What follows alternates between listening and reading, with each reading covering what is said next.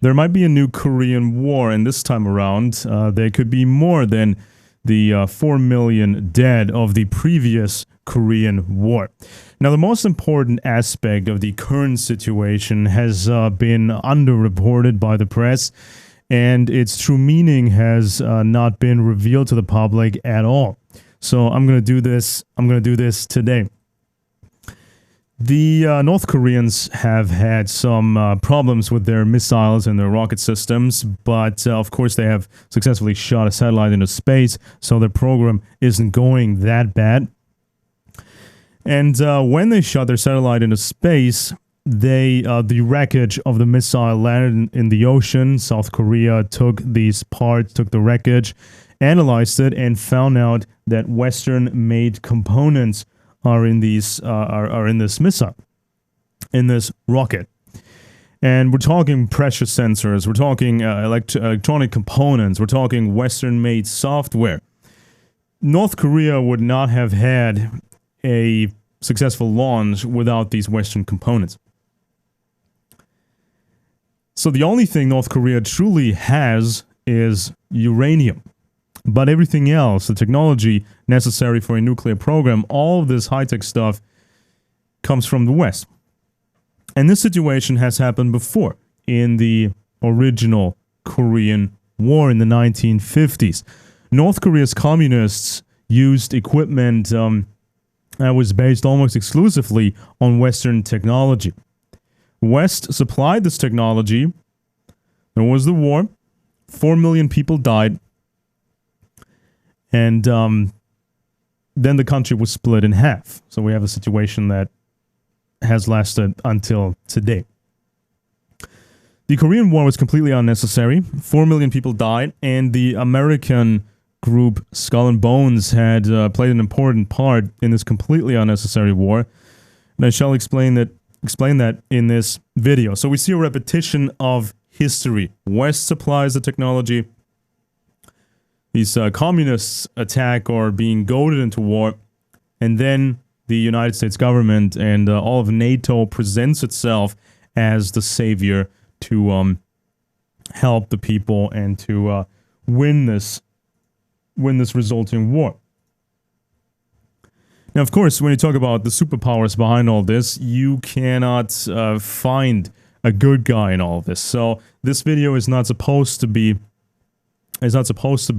simplistic propaganda, just attacking NATO while being silent about the Eastern empires and or even praising the Eastern empires. No. All these superpowers have caused 4 million dead in the Korean War in the 1950s. And if there's another Korean War, there might be tens of millions of dead people. Completely unnecessary. And again, the West has supplied the necessary technology to the communists for them to be a threat. So you see a bunch of news articles about the North Korea situation, but what you have to look out for is this. Stories like in the Daily Mail or in different publications, stuff posted on the European Union websites about investigation of how these parts ended up over there. So, why are parts made in Britain still turning up in North Korean missiles? That's the headline in the Daily Mail. Discovery is made by UN scientists who studied wreckage from the sea. And it's not just Western parts. It's also the money to pay for them. Turns out, there's another headline, of course, the Daily Mail is not the only paper reporting on it. North Korea's nuclear HQ in leafy London suburbia. Under the noses of spooks, this house has helped fund Kim's missiles for 10 years. Up to £33 million a year funneled through insurance company based at home. So basically, this was a front from the North Koreans almost inside London. And they used insurance fraud to scam some money. And apparently, supposedly, these British spooks had no idea, and it took 10 years to find that out. How believable is that? And of course, with with these components ending up in North Korea. The Western governments and Western corporations, they're playing dumb, right? They claim they've only sold this to China or Chinese companies, and they had no idea this was going to end up in North Korea. So this is also not a very believable, credible explanation. In the past, Western technology was sold to the Soviet Union, and the Soviets gave it to the North Koreans, as I shall explain in more details. So it's the same kind of deal. It's the same kind of situation. History is repeating itself. People are not aware of this. And this could go really badly very soon. So, Western software, Western technology for industrial milling machines necessary to make these tubes for uranium enrichment. So to have a nuclear weapons program, to make the nuclear warheads and to make the missiles to carry the warheads, that is very expensive, and usually you need a lot of money for it, and you also need a very powerful economy, with many corporations that can supply technology and can invent stuff and can build stuff, the parts and the machines. There's no such thing as a factory machine that spits out finished missiles, right? A missile is many different parts, and all these parts, they need all kinds of infrastructure. North Korea has none of that, and North Korea steals money from us and buys our Western parts, with China being the middleman. And of course the Chinese, they play dumb as well, and they say, we have no idea. The North Koreans are, doing this covertly, and China claims to, or actually they bust a few North Korean front organizations and a few North Korean agents every once in a while. But still, this is not a very credible effort to stop North Korea. And of course the Chinese, they have a different game they're playing. China has an interest to use North Korea to start a conflict. China can play innocent and work out a solution with the other superpowers to China's advantage. So, another Korean War that could kill tens of millions of people. In the last Korean War in the 1950s, the United States government was not just fighting the North Koreans, America was also fighting directly with the Chinese. Barely anybody truly understands America's true role. Every side of the conflict, was enabled by the West to fight and also encouraged to fight. And the fight was dragged on far longer than it was necessary. Another round, and then another round, and another round. And there was even inside sabotage in the US military. And some very, very prominent military generals spoke out. They were removed. And this was basically, this whole strategy was hatched out by the infamous group Skull and Bones, which has been dominating the US defense establishment for at least 100 years.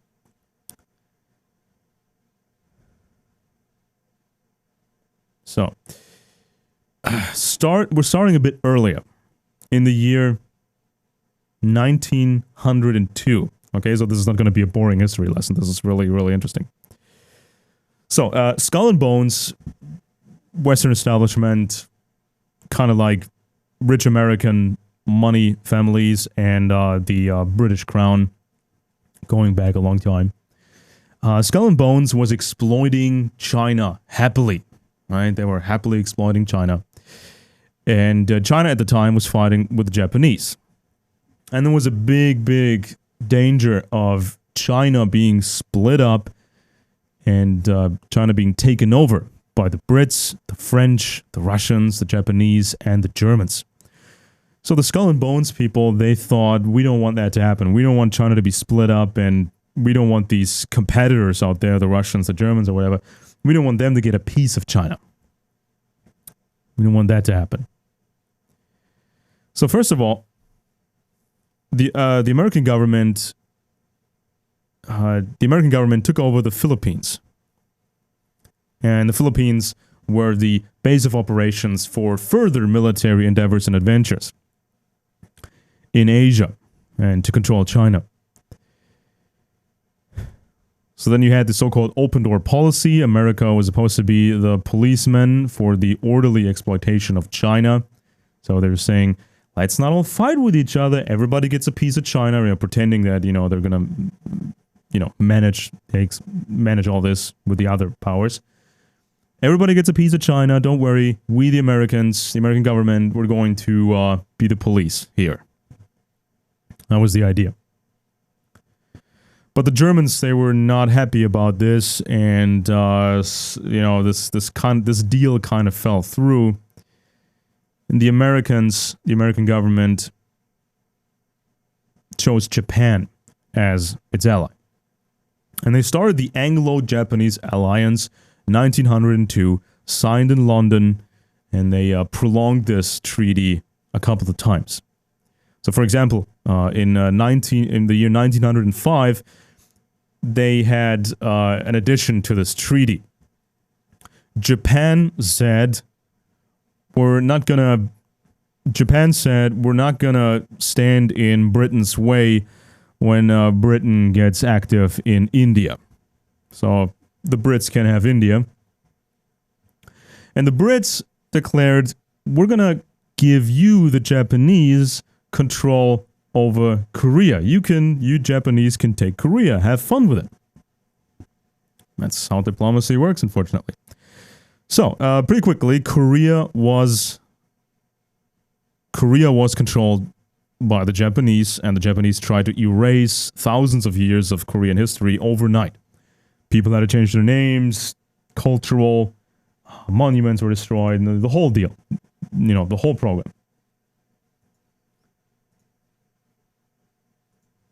And so it's not surprising that a lot of Koreans, at a later point, were, they hated the West, they hated America, they hated Britain for having allowed this to happen. And so a lot of Koreans were open to this, of course, ludicrous idea of communism and communist control.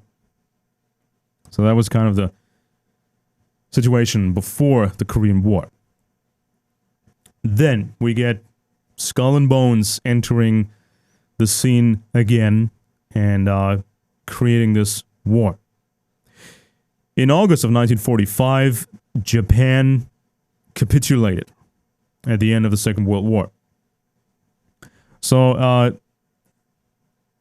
of course, by losing World War II, Japan had to give up Korea. And Korea was effectively split in half. Kind of the famous 38th line on the map, right? So the country was split. The Americans controlled the South, and the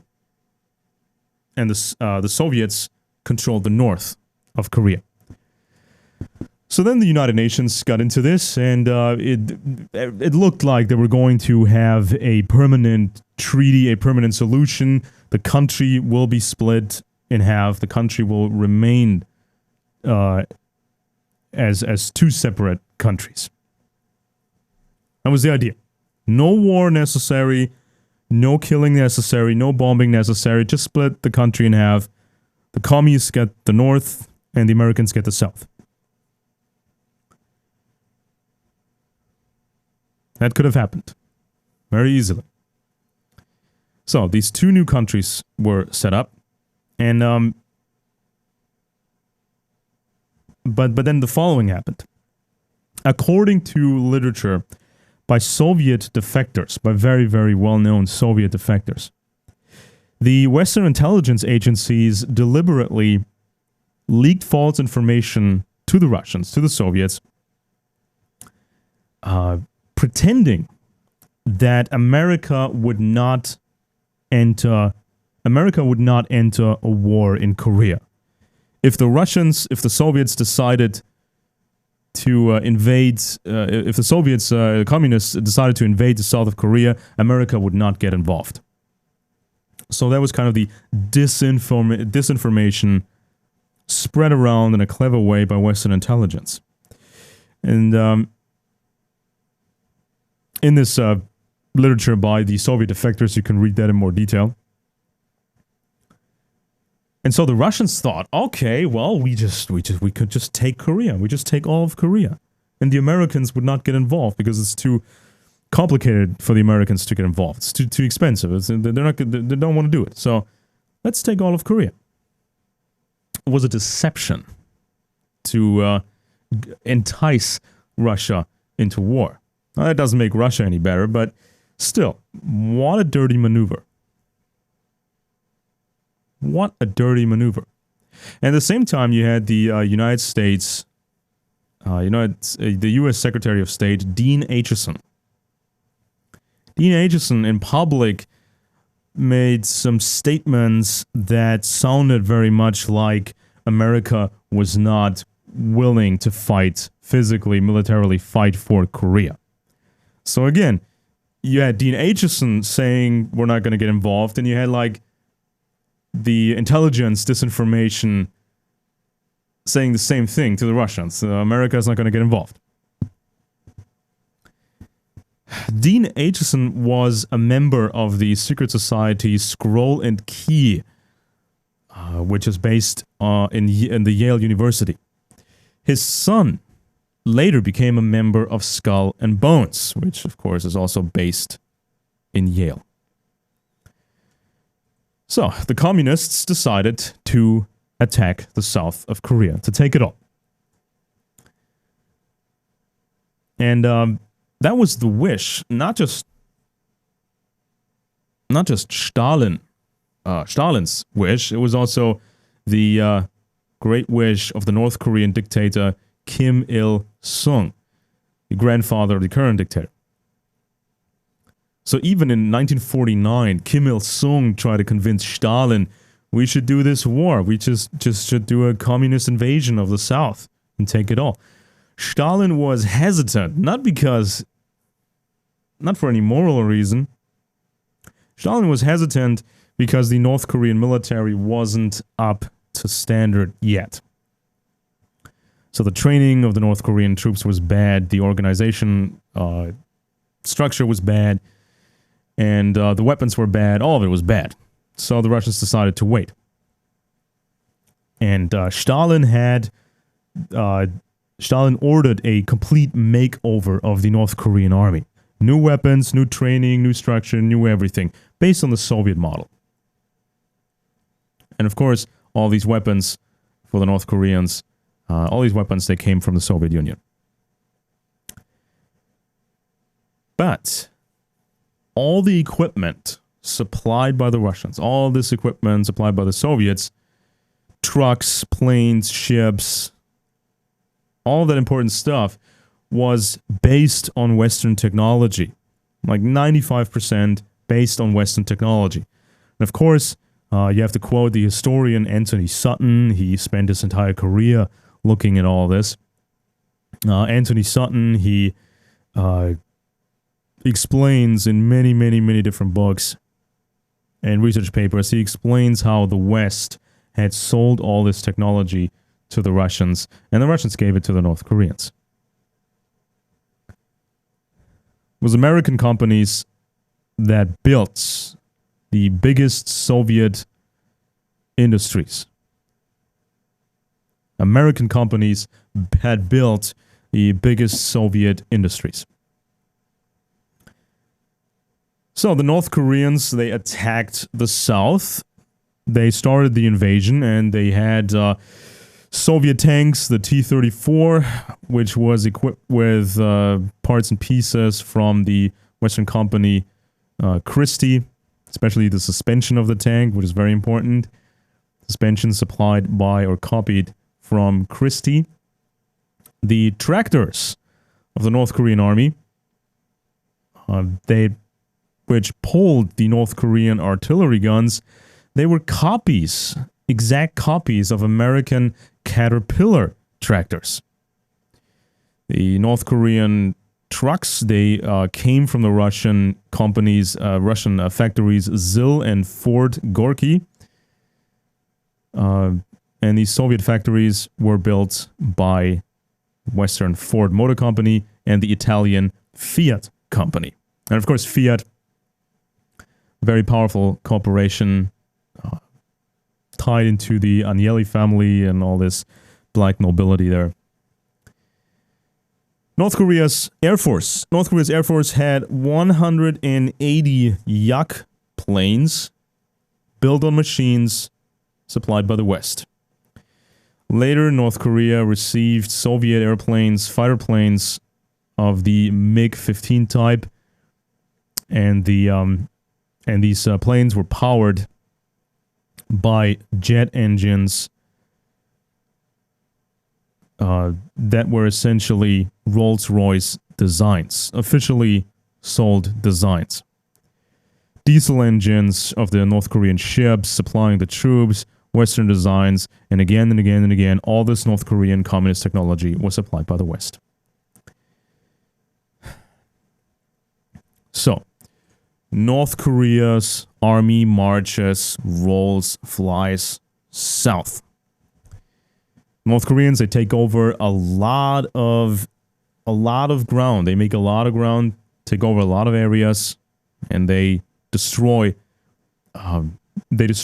planes, and they destroy all kinds of equipment of the South and the Americans. On June 30th, in that year, 1950, on June 30th, U.S. President Truman orders boots on the ground, American boots on the ground in Korea, and a naval blockade. But with their Western technology equipment, the North Koreans, they take over almost the entire Korean peninsula. They take almost all of it. The American government and its partners, they look like the underdogs. They're almost defeated, just like in a Hollywood movie. They're almost defeated, and in the last moment, they make a new effort, and they start pushing back, and they pushed back the communists, and they pushed them back north. And every time this war got back and forth, lots and lots and lots of people died. And of course, lots of civilians died.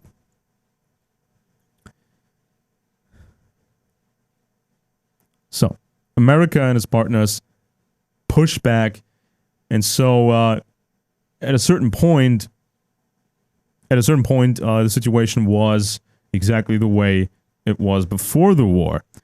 Country was split in half, America controlling the South, and Russia controlling the North.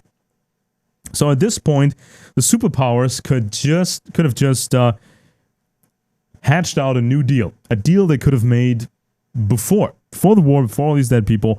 Just make a new deal, cut the country in half, and leave it at that. But no, America's government, pushed by Skull and Bones, they moved further north. They wanted to take it all. And that's when China got involved. The Chinese made it clear they would not accept the entire Korean peninsula being controlled by the Americans, effectively. So China warned they would get involved, and they would give the Americans a serious war. But General MacArthur, the famous General MacArthur, was kind of a superstar in the military. At times, MacArthur was more popular than the United States president in the U.S.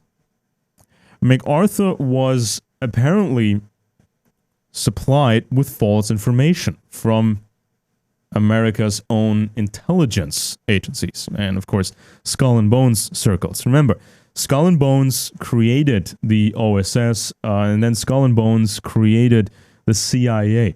They are an intelligence group above the CIA. because they're the origin, right? And of course, Skull and Bones had, at the time, Skull and Bones had a solid espionage system in China. Skull and Bones had been involved in China for a long time. They knew exactly what China was up to. They knew China would really get involved in the Korean War. And Skull and Bones, in my professional opinion, Skull and Bones knew very well that China had enough soldiers in the border area to really join this war and to really cause a lot of damage. But Skull and Bones apparently misinformed General MacArthur. They told him China is not really going to get involved. They're just bluffing. They don't have any significant force in the border area. So MacArthur told that false information to President Truman. China had just completed a civil war. The communists had won. Of course, later came out that the Americans had supplied the ammunition for both sides of the conflict in China. And at some point, the Americans let the communists win. And of course, Skull and Bones had lots of spies in China. But the disinformation, the false information was, no, China, they're tired. They just fought a civil war. They're not going to get involved in Korea.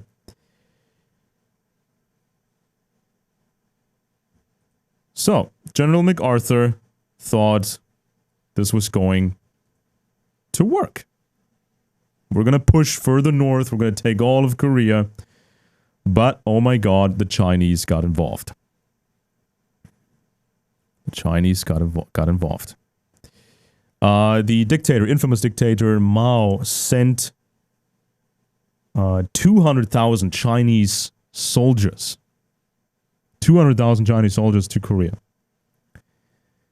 And these Chinese, they made a lot of progress really fast. Just demolishing the U.S. Army. The U.S. Army withdrew further and further south. Americans withdrew. And then, of course, the Russians got, again, involved. And the Russians gave the Chinese more support. So more planes, more modern fighter planes based on Western technology. General Douglas MacArthur had initially thought that China only had 30,000 soldiers for this operation. Only 30,000 soldiers hidden in the mountains.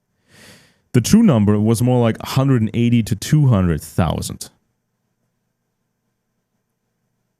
And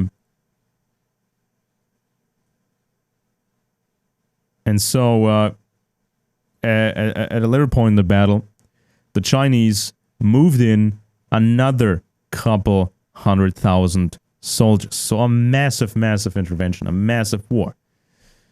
And of course, China's economy was also based on Western technology. A lot of Western corporations still exist. Supplied a lot of industrial technology to China, and only with that kind of industrial power can you do a war like that. So China pumped more hundreds of thousands of soldiers into this. America's troops were completely surprised, and MacArthur and his people were sabotaged from within. So the Americans were pushed back. Again, the country was split in half. They could have just left it at that, but the war kept going on. War continued. So many people died on all sides. And MacArthur tried his best. MacArthur tried his best to win this damn thing. But MacArthur was sabotaged from within. He had ordered Lieutenant General Stratemeyer to bomb certain bridges used by the Chinese to send their soldiers into Korea. But Secretary of Defense George C. Marshall countermanded that order. And Stratemeyer later testified, "We were ordered to lose the war. We were not allowed to win." MacArthur started to make public statements protesting this nonsense, and the establishment in America was very unhappy about that. So at the secret meeting, President Truman and Mr. Marshall, Secretary of Defense George C. Marshall, and you had Mr. Acheson, who was a member of Scroll and Key, and you had at that meeting the special advisor W. Averill Harriman, who happens to be a member of Skull and Bones. And in this meeting, they hatched out the plan to remove MacArthur from his command. And MacArthur was so popular in the American society that Truman basically destroyed his presidency with that. He followed Skull and Bones' suggestion or Skull and Bones' order, thereby shooting himself in his own foot.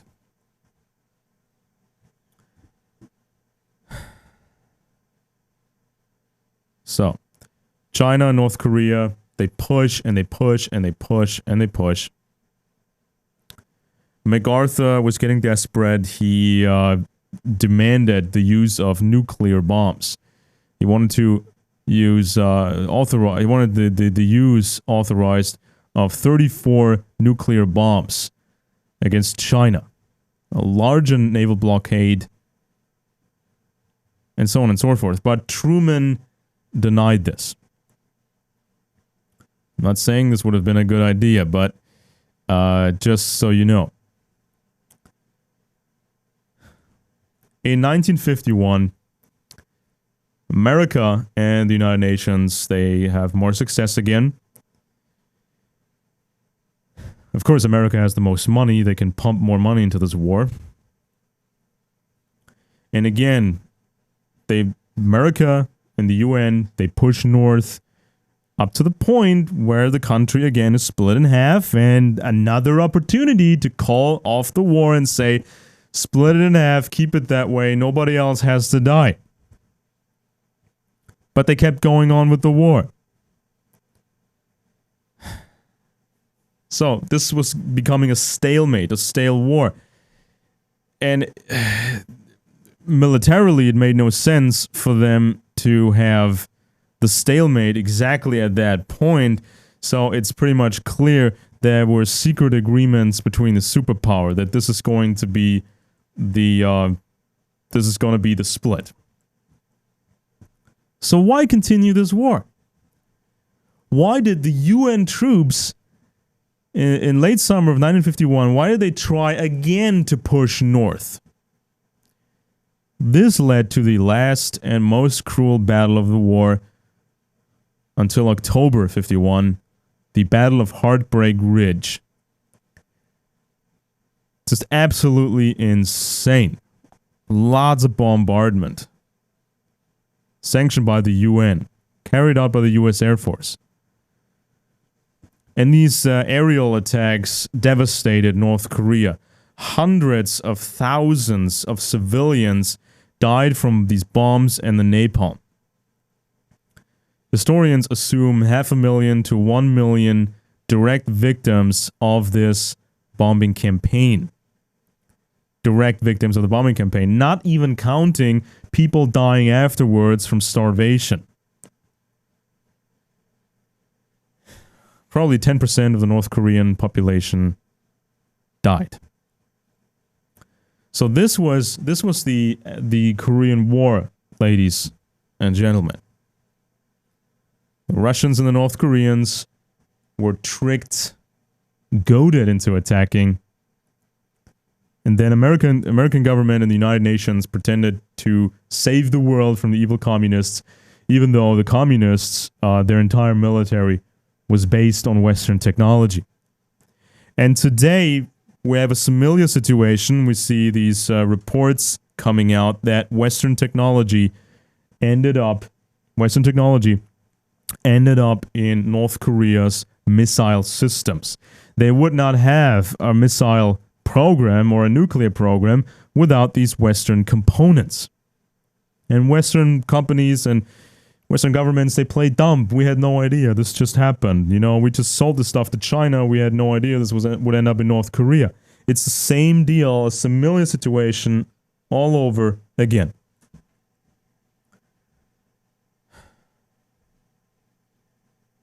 So what's going to happen next? This entire new Korean War would be centered around North Korea's missile and nuclear weapons program. So what could be happening today? And Skull and Bones in these circles are still in charge of the American military establishment, and Donald Trump is their guy. He does whatever they tell him to do. Donald Trump has brought at least one confirmed Skull and Bones member into his administration, Steven Mnuchin, and there's some other people, potential Skull and Bones members in his administration and advising from the shadows. You know, people where we don't have a 100% confirmation. Their names are not on the leaked membership lists from the 80s, but the folks that studied at Yale worked under the Bush administrations, and the Bushes, of course, are Skull and Bones. So the same people are still running things, right? And there could be another Korean War, just like they done it last time. So Skull and Bones could provoke something. That's one scenario. They could provoke something and push North Korea into war, and then say they shot first, or maybe they do the same trick as before. They secretly spread disinformation to the North Koreans about America not getting involved, the America just bluffing, and when the North Koreans use that information to launch an attack, America does get involved for real. Now, of course, you have the airplane carriers now, American airplane carriers now in the region, so it doesn't look like a total bluff at the moment. But here's another scenario. China stages something. China, because China has the same components used by the North Koreans for missiles, so effectively China could make a weapon, and China could use that weapon, and this weapon would look like a North Korean weapon. So China could attack the Americans would think they have been attacked. So America retaliates and whatever, and maybe it's just the plan of the U.S. establishment and Skull and Bones to get attacked by North Korea, to have them sink one of the American aircraft carriers or something like that, to destroy it with a nuke.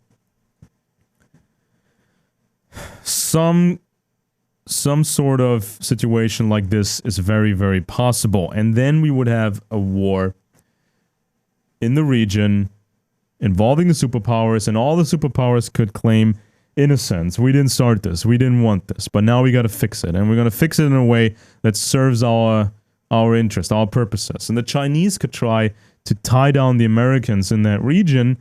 So America's military is busy in that region and has to make all kinds of compromises, while the Russians in Western Europe might get active, and America has no capacities, short-term capacities to counter that.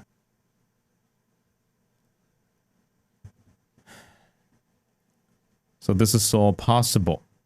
This is all very, very possible. And now President Donald Trump, his national security advisor, H.R. McMaster. McMaster, of course, he's an insider. He's playing for the New World Order team. And McMaster is not the stereotypical idiot general who only knows about how to shoot things and how to destroy things, right? This is kind of the left-wing cliche of a right-wing general, some guy who doesn't know history. H.R. McMaster knows history. He's an expert on military history, counterinsurgency, and the army of the future. Trump tries to appear chaotic. Trump tries to appear to be in control. That was a plan all along. Apparently, he wants to appear unpredictable. So the whole world is guessing. What's Trump going to decide next? What's his plan? Is he making snap judgments? Is he influenced by his daughter? Is he influenced by his son-in-law? Is he influenced by McMaster? Who's influencing Trump more? And all this guesswork, which is just adding confusion, while the U.S. establishment has some very, very concrete plans. Very dangerous plans. And that doesn't make the Chinese any better. It doesn't make the Russians any better, because they're going to be involved, and it could get very, very ugly. And maybe the superpowers are going to bond together, smash North Korea, and declare themselves to be the proto-world government. China, Brussels, China, European Union, Russia, and the United States. You know, the super world government. We're going to smash all these evil dictatorships, which we secretly helped to build. This is also a scenario that you have to be aware of, right? So you can't just follow any propaganda line out there, like, for example, the Russian propaganda, only blaming NATO, but never the Eastern empires. So now you know the deeper secrets of the Korean War and what the future might hold in store for us. And of course, that knowledge needs to spread. The puzzle pieces are out there, and that knowledge needs to spread. So there could be enough noise, hopefully, to prevent this from happening. Because this might happen. A war might happen in 2020 or 2021. A few years later, so there might still be some time. Well, thanks for listening. So please subscribe to this channel, share this video, like us, comment below, and visit our website. The address is eng for English.recenter.com, eng.recenter.com. We have lots of interesting stuff on there. And, well, thank you for listening.